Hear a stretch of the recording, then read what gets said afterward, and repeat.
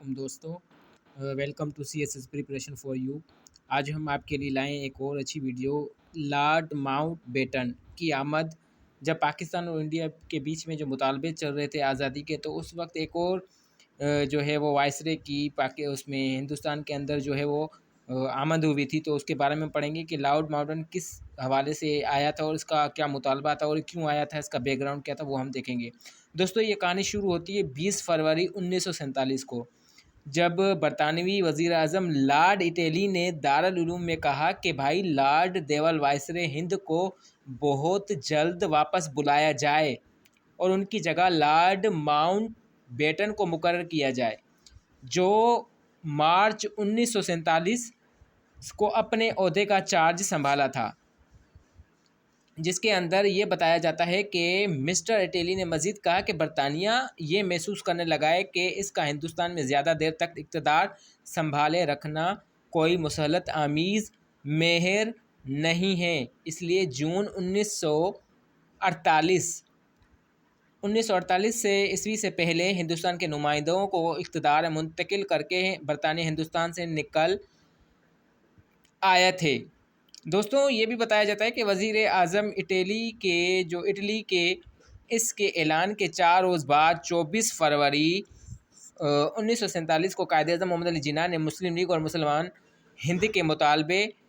پاکستان کے موقف کو دہراتے ہوئے اپنے ایک بیان میں فرمایا کہ پاکستان حاصل کر کے رہیں گے، ہم کیسے بھی کر کے رہیں گے، مسلم لیگ اپنے مطالبے کو پاکستان سے 1 انچ بھی پیچھے نہیں ہٹے گی، کیونکہ 10 کروڑ مسلمانوں یعنی 10 کروڑ مسلمانوں کا آزادی حاصل کرنے کا یہی ایک مؤثر علاج۔ دوستوں مسلمانوں کا یہی ایک مؤثر ذریعہ تھا۔ قائد اعظم محمد علی جناح نے وائسرے ہند کو کونسل کے بارے میں بات کرتے ہوئے فرمایا کہ بھائی دیکھو، مسلمانوں کی عدم موجودگی میں باعث اسمبلی محض جانوروں کی دم گاہ سے زیادہ نہیں ہے، یہ ایک ایسی مجلس ہے جس میں بے جان اور ایسے جو ہونا چاہیے تھا، جس کی روح سے بھی آ رہی ہے، مگر پنڈت نہرو اور اس اسمبلی کے لیے بہت کوشاں ہیں، اس کی وجہ سے صرف یہ کہ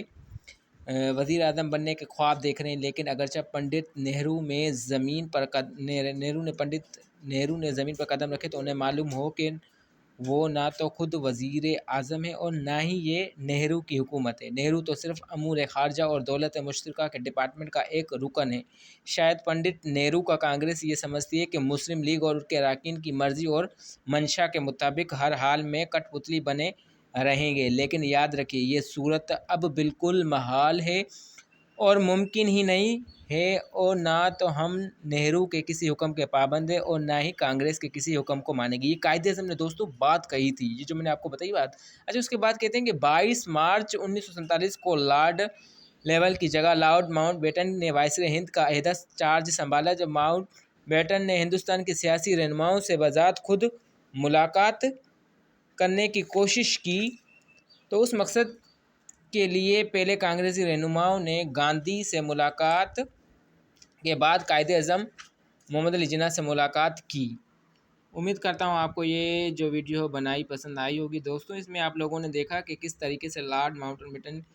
کو جو ہے وہ پیش کیا گیا تھا، جس کے پیچھے کیا بیک گراؤنڈ تھے، وہ میں نے آپ لوگوں کو بتا دیا کہ قائد اعظم یہی چاہتے تھے کہ بھائی ہم ایک الگ ریاست چاہتے ہیں، ہمارا ایک الگ ملک ہو، مسلمانوں کے لیے میں جو لڑ رہا ہوں ہم 1 بھی انچ پیچھے نہیں ہٹیں گے، ہم پاکستان کو حاصل کر کے رہیں گے۔ تو دوستوں یہ تو کوششیں تھیں، لیکن ہم دیکھیں گے کہ آئندہ ہماری حکومت کس طریقے سے کوشش کرتی ہے۔ امید کرتا ہوں یاد رکھیے، دعاؤں میں ہمارے چینل کو سبسکرائب کیے، لائک کریں اور بیل آئیکن بٹن کو دبا دیں تاکہ جو بھی ہماری ویڈیو ہے اس کی نوٹیفیکیشن آپ کو ملتی رہے۔ شکریہ۔